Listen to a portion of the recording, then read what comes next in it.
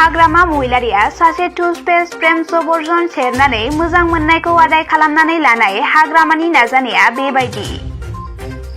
दिनै उदालगुरि जिल्लायाव 60 नं उदालगुरि बियाबनि एमएलए गबिन्द चन्द्र बसुमतारी आरो 3 नं हरिसिंगा बियाबनि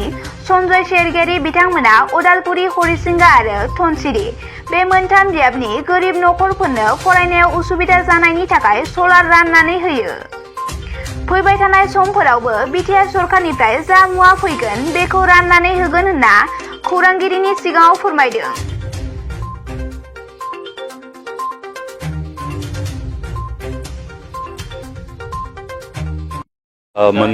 मोनथाम समस्ति धनसिरि भैरबकुंड आरो हरिसिंगा बे मोनथाम समस्तिनि गोरिब नखरफोरनो बिथांमोननि नखराव जिहेतु गोबांहानो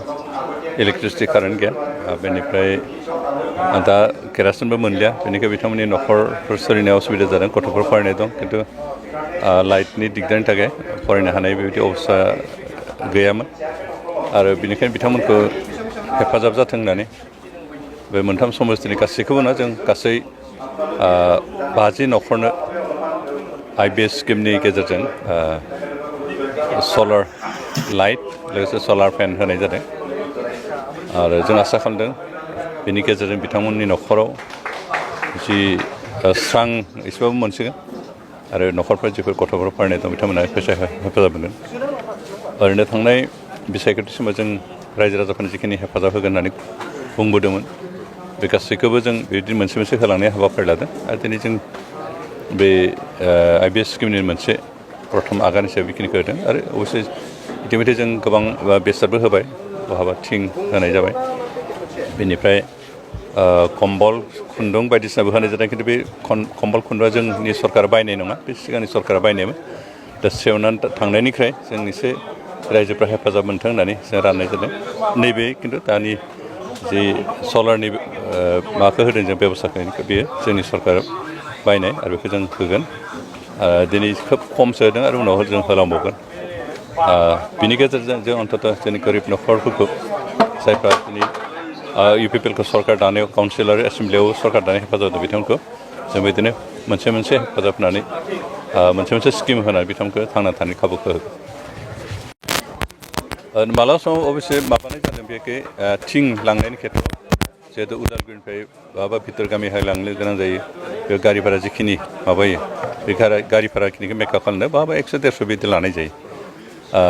खिन्थु सोरबा होआबा बेखौबो जबरदस्त खालामा खिन्थु जायफोर हायो बिथांमोननिफ्राय जों बेखौ लानाय जादों जास्ट जोंनि गारि भारा जिखिनि खरस थांनाय बेखौ मा खालामनो थाखाय दिहुनफिननो थाखाय खारन जायफोर भिसिडिसि चेयारमेन बा मेम्बारफोर लाङो बिथांमोना गावनि पकेटनिफ्राय खरस खालामनो गोनां जायो खिन्थु बिथांमोनाबो खुनु दरमाहाबो गैया बेनिखायनो जाहाथे बिथांमोना लस जाया बा गावनि पकेटनिफ्राय खरस खालामनो गोनां जाया बेखिनिखौ बे जास्ट मेकआप खालामनो थाखाय गारि भाराखिनिखौ बिनाय जायो बिनि बादै जेबो लानाय जायाखै। तामुलपुर आरो गसाइगाव बे मोननै समस्तियाव बाइ इलेक्सन जागोन आरो बे 30 अक्ट'बर खालि जागोन इतिमধ্যে जोंनि सानै बिजाथि nomination होखांबाय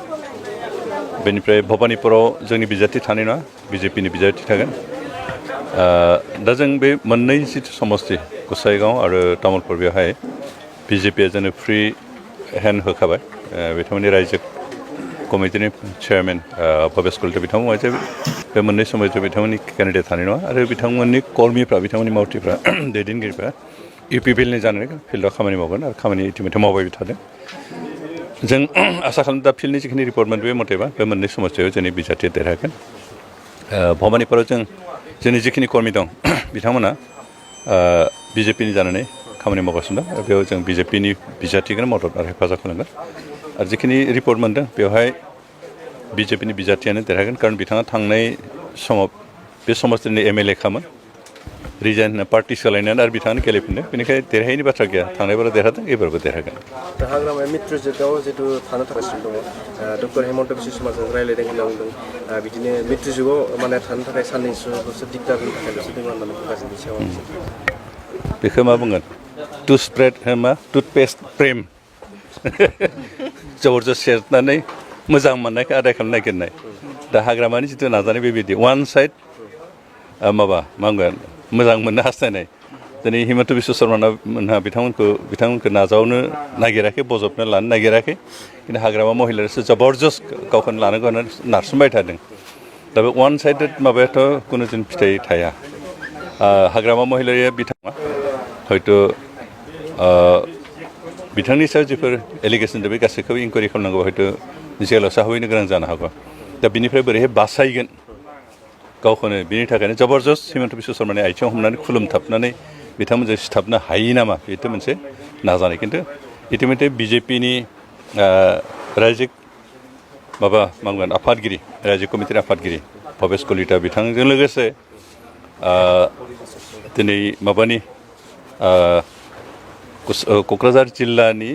guardian minister Ashok Sinhal बिथांमोना स्पष्टयै बुंखाबाय जे बिजेपिनि आन्डारस्टेन्डिंआ इउपिपिएलजोंसो बिपिएफजों नङा बेनिखाय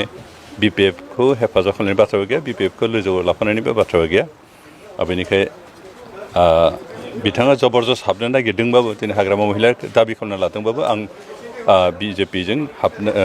बुजायाव फैबाय होनना बुंदोंबो बे बेसलेस नंखाय आरो बेनिखाय दिनै बेजों बे गावनि खारनो नागिरनाय मानसिफोरखौ बोरै होबथानो हायो बिनिसो मोनसे षड़यन्त्र आसलथे हाग्रामानि दलनि जिथु बेंखन जिथु जेवरा बे जेवरायाव गावनि मानसिखौ दोनथुमबाय थादोंमोन बे जेवरा बायजोब्बाय दा बेखौ बारसिनानै बिनि मानसिफ्रा सोरबा बिजेपिजों सोरबा इउपिपिएलजों फैनो नाजागासिनो आथिं दैखांगासिनो दं दा बेखौ बोरै होबथानो हागोन जबरदस्त माबानानै जेवराखौ मेरामति खालामनानै लाखिनो नाजादों खिन्थु बे खुनुदिन साक्सेस जानाय नङा बिथाङा फेलें जागोन आरो बिथाङा जिखिनि प्रसार खालामदों बे प्रसार खालामनाय बायदि आसल खोथाया नङा बेनिखायनो जों रायजो राजाफोरखौ बेखौनो खावलायदों जे हाग्रामा महिलारिया मित्र ज'टआव गैया मित्र ज'टआ बेखौ खुनुदिन एक्सेप्ट खालामा दिनै बिथाङा जबरदस्त हाबनो नाजादोंबाबो रायजो राजाया बिनि बे खोथाया जाहाथे फोथाया बेखौनो खावलायबाय बिजेपि इउपिपिएल बे मोननै पार्टियासो मित्र ज'ट हिसाबै दङ आरो माबा हिसाबै स्टेट गभर्नमेन्टआबो जों बिजेपि एजेपि आरो इउपिपिएल बे मोनथाम राजखान्थि हान्जायासो बे मित्र ज'टआव दङ खिन्थु बिपिएफआ गैया